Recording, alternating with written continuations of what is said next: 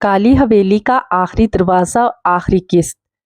احمد اور بلال پوری رفتار سے اندھیری راہداری میں دوڑ رہے تھے۔ ان کے پیچھے سرخ آنکھوں والا سایہ خاموشی سے بڑھ رہا تھا۔ عجیب بات یہ تھی کہ اس کے قدموں کی کوئی آواز نہیں آ رہی تھی، لیکن اس کی موجودگی سے فضا برف کی طرح ٹھنڈی ہو چکی تھی۔ اچانک راہداری میں دو حصوں میں تقسیم ہو گئی۔ دائیں طرف سے ایک ننھی بچی کی آواز آئی، ادھر آؤ، میں تمہیں راستہ دکھاؤں گی۔ بائیں طرف بوڑھی عورت کی آواز گونجی، اس کی بات مت ماننا، وہ تمہیں ہمیشہ کے لیے قید کر دے گی۔ احمد ایک لمحے کے لیے رک گیا۔ بلال نے فوراً کہا، مجھے لگتا ہے ہمیں بائیں طرف جانا چاہیے۔ دونوں بائیں راہداری میں دوڑ پڑے۔ کچھ ہی قدم آگے ایک پرانی پتھر کی دیوار نظر آئی، جس پر عجیب و غریب نشانات بنے ہوئے تھے۔ دیوار کے درمیان ایک زنگ آلود لوہے کا دروازہ تھا۔ دروازے کے اوپر دھندلے الفاظ لکھے تھے۔ احمد نے ہینڈل گھمایا مگر دروازہ نہیں کھلا۔ اسی وقت دیواروں پر ایک جملہ روشن ہوا، یہ دروازہ صرف سچ بولنے والوں کے لیے کھلتا ہے۔ احمد اور بلال حیران رہ گئے۔ تبھی سرخ آنکھوں والا سائے کی خوفناک چیخ دوبارہ سنائی دی۔ وہ تیزی سے ان کی طرف آ رہا تھا۔ بلال نے گھبرا کر کہا، احمد جلدی کچھ کرو۔ احمد نے آنکھیں بند کی اور بلند آواز میں کہا، ہم یہاں صرف تجسس میں آئے تھے، ہم نے غلطی کی۔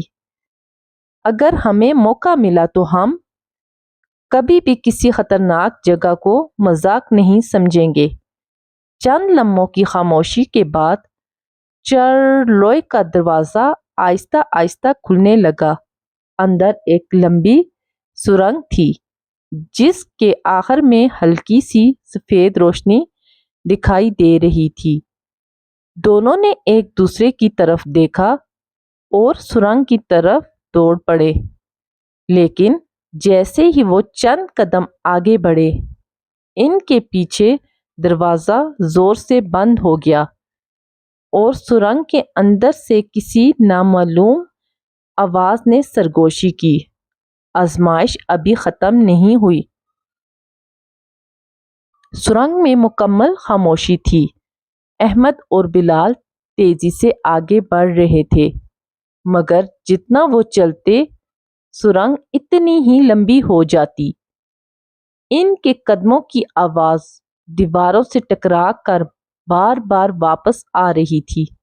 اچانک سفید روشنی غائب ہو گئی۔ چاروں طرف گہرا اندھیرا چھا گیا۔ اسی لمحے ایک مانوس آواز سنائی دی، احمد!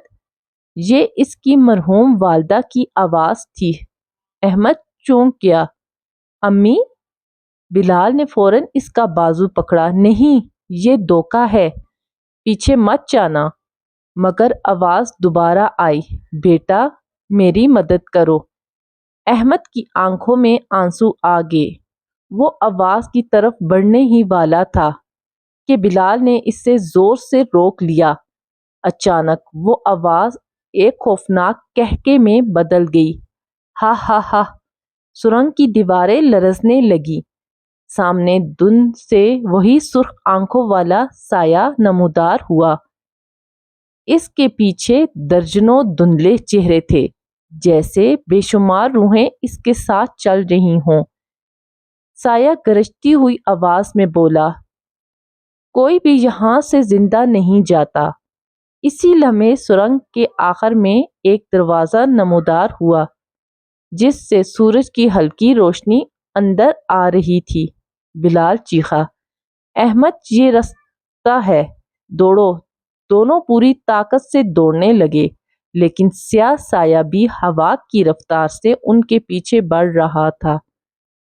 جیسے ہی وہ دروازے کے قریب پہنچے، سایہ نے اپنا لمبا سیاہ ہاتھ احمد کی طرف بڑھایا۔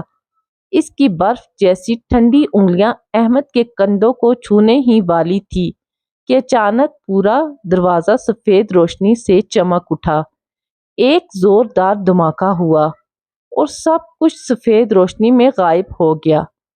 جب احمد نے آہستہ آہستہ آنکھیں کھولی تو اسے اندازہ ہی نہیں تھا کہ وہ زندہ ہے یا ابھی بھی کالی حویلی کے اندر قید ہے۔ احمد نے آہستہ آہستہ اپنی آنکھیں کھولی۔ صبح کا سورج نکل چکا تھا اور وہ اور بلال حویلی کے بائیں زمین پر پڑے تھے۔ دونوں نے ایک دوسرے کی طرف دیکھا۔ وہ زندہ تھے لیکن ان کے چہروں پر رات بھر کے خوف کے آثار صاف نظر آ رہے تھے۔ انہوں نے فوراً حویلی کی طرف دیکھا۔ وہی پرانی، خاموش اور ویران عمارت سامنے کھڑی تھی۔ احمد نے سکون کا سانس لیا۔ شاید سب ختم ہو گیا، مگر جیسے ہی وہ جانے کے لیے مڑا، اس کی نظر اپنے کیمرے پر پڑی جو زمین پر گرا ہوا تھا۔ اس نے کیمرہ اٹھایا اور ویڈیو چلائی۔ شروع کی ویڈیو بالکل ٹھیک تھی، پھر اچانک اسکرین پر ایک منظر آیا۔ احمد اور بلال تو کیمرے کے سامنے کھڑے تھے، لیکن ان کے پیچھے ایک لمبا سایہ خاموشی سے کھڑا انہیں دیکھ رہا تھا۔ دونوں نے ایک دوسرے کی طرف خوف سے دیکھا۔ انہوں نے فوراً دوبارہ حویلی کی طرف نظر کی، لیکن اب وہاں کوئی حویلی موجود نہیں تھی، صرف خالی میدان تھا، گویا وہ عمارت کبھی تھی ہی نہیں۔ گاؤں واپس پہنچ کر انہوں نے لوگوں کو ساری بات بتائی۔ ایک بوڑھے شخص نے خاموشی سے کہا، 50 سال پہلے بھی 2 نوجوان اسی طرح واپس آئے تھے۔ انہوں نے بھی یہی کہا تھا کہ حویلی غائب ہو گئی ہے۔ احمد نے حیران ہو کر پوچھا، پھر وہ لوگ کہاں ہیں؟ بوڑھے نے کانپتے ہوئے جواب دیا، چند دن بعد دونوں پراسرار طور پر غائب ہو گئے۔ یہ سن کر احمد اور بلال کے چہرے کا رنگ اڑ گیا۔ اسی رات احمد اپنے گھر میں سو رہا تھا۔ رات کے ٹھیک 12 بجے اس کے کمرے کا دروازہ آہستہ آہستہ خود بخود کھل گیا۔ کمرے میں برف جیسی ٹھنڈی ہوا بھر گئی۔ اس نے آنکھ کھولی اور دروازے کے پاس وہی چھوٹی بچی کھڑی تھی۔ اس کے ہاتھ میں وہی پرانی گڑیا تھی۔ وہ آہستہ سے مسکرائی اور بولی، میں نے کہا تھا نا، تم یہاں سے کبھی نہیں جا سکو گے۔ اگلے ہی لمحے کمرے کی لائٹ بند ہو گئی اور احمد کی ایک خوفناک چیخ پورے گھر میں گونج اٹھی۔ لیکن جب اس کے گھر والے کمرے میں پہنچے، وہاں احمد نہیں تھا۔ صرف اس کا کیمرہ زمین پر پڑا تھا۔ کیمرہ اب بھی ریکارڈنگ کر رہا تھا۔ آخری ویڈیو میں صرف ایک منظر نظر آ رہا تھا۔ کالی حویلی کے دروازے پر احمد خاموش کھڑا تھا اور آہستہ آہستہ اندھیرے میں اندر جا رہا تھا۔